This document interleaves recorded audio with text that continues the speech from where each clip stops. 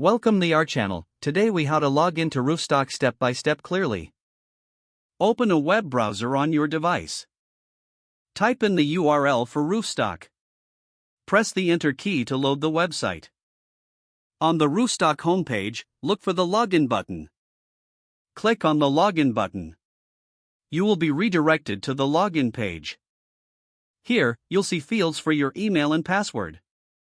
Enter your registered email address in the first field. Next, type your password into the password field.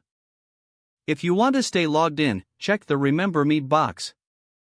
Once you've filled in your credentials, click the Login button. Wait for the page to load your account dashboard. If you experience any issues, check your email and password for accuracy. If you've forgotten your password, click on the Forgot Password link. Follow the prompts to reset your password if needed. Once you've logged in, you'll have access to your Roofstock account.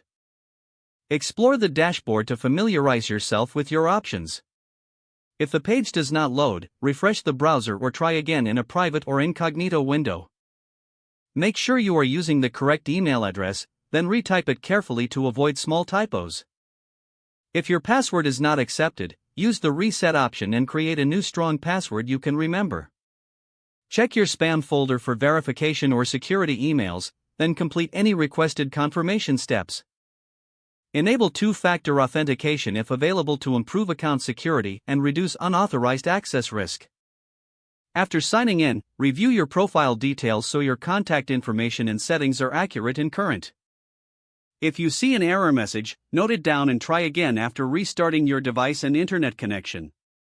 Log out when you finish, especially on shared devices, to keep your account and payment information secure. If the page does not load, refresh the browser or try again in a private or incognito window. Make sure you are using the correct email address, then retype it carefully to avoid small typos.